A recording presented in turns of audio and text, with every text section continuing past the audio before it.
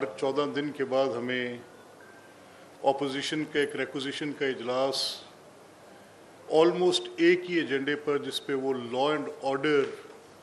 Consecutive ये 5वां इजलास है। तो मैं as speaker I am bound by rules कि जब भी वो इजलास को रिक्विजिशन करते हैं हमें वो तलब करना पड़ता है। मेरा किसी एक फरीक हुकूमत या ऑपोजिशन के साथ कोई झुकाव के बुनियाद पर नहीं, बल्कि मैं तो हदफ तनकीद भी हूँ गालिबन, और शायद स्पीकर का ओहदा कुछ गालिबन इस तरह की मुश्किल से गुज़रता भी है कि जब आप किसी एक की बात सुनते हैं तो उसमें लाजमी तौर पे दूसरे की बात पीछे रह जाती है, तो उस पर कोई ना कोई फीलिंग्स तो किसी एक तरफ से आती हैं। पूरी क्यों हो रही है कि ये कंसेक्यूटिव 5वां इजलास लॉ एंड ऑर्डर पे और इसी एक एजेंडे पे बार बार आता है और उस पर जो बातचीत होती है। मैंने हुकूमत से भी कहा 3-4 बड़ी हद तक क्राइम को कंट्रोल करने की उन्होंने तफसीलात भी बताई, जो गवर्नमेंट के बेहतर एक्शंस हैं वो भी बताए, लेकिन बहस सिमटा कर एहतजाज और लॉ एंड ऑर्डर के दरमियान कोई रब्त कायम करने में चली जाती है कि क्या एहतजाज जो है उसका हक किस हद तक हासिल है, और जो कॉन्स्टिट्यूशन में वो राइट दिया गया है वो राइट क्या है, और वो किस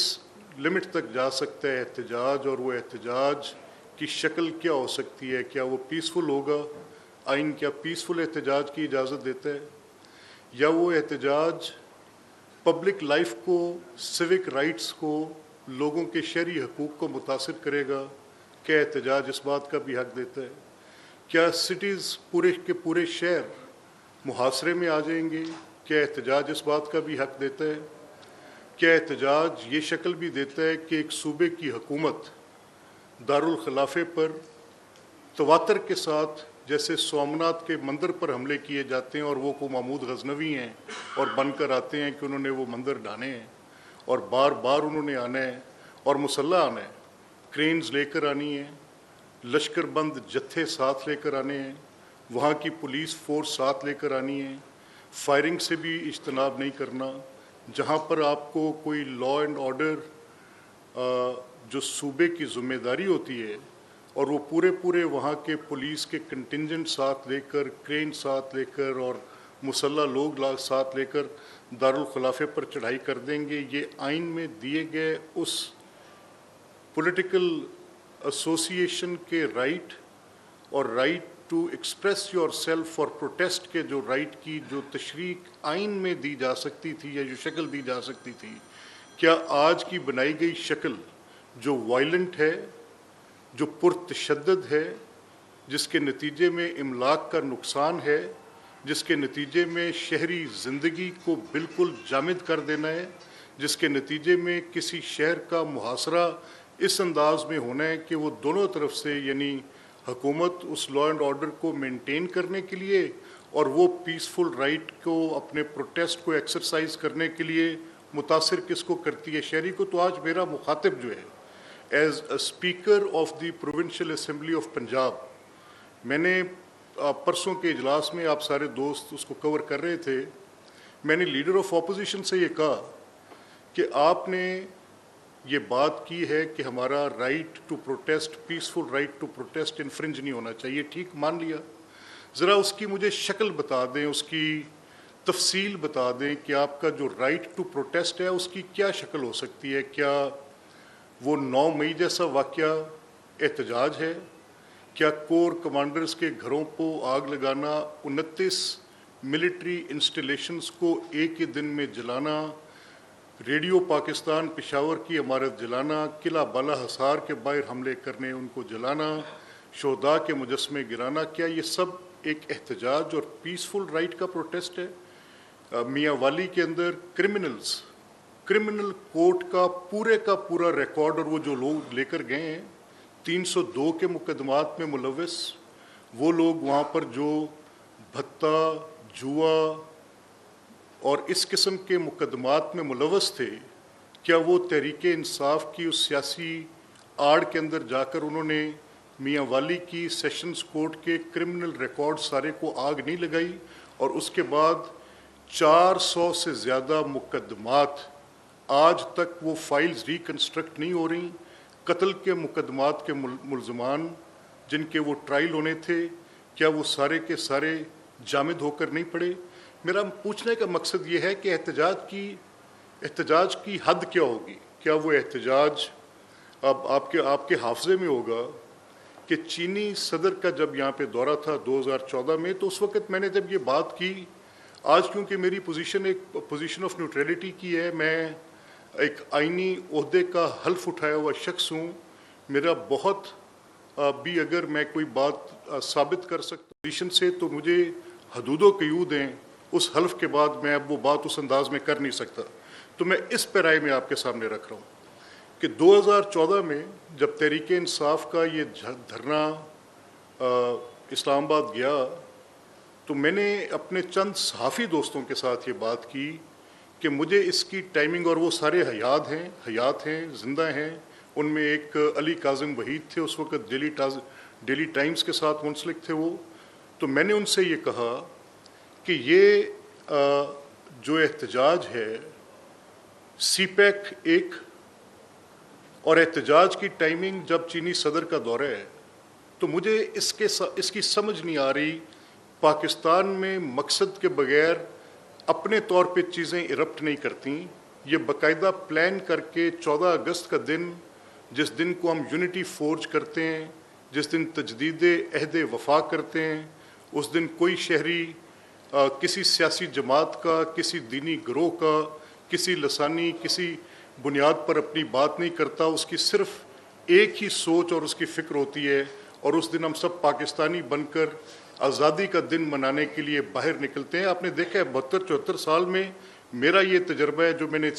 تاریخ سے دیکھا سنا، جو میں نے بات چیت کی ساری، اس پہ میں نے جو سنا دیکھا وہ یہ تھا. اس کے دوران اس دن اگر آپ 14 اگست کے دن کسی بات پہ جماعتی رنگ غالب کر رہے ہوں گے، تو میرا خیال ہے کہ آپ اس دن کی شناخت کو، اس کو امیلگمیٹ کرنا چاہ رہے ہیں کسی احتجاج کے نام پہ. جس دن آپ نے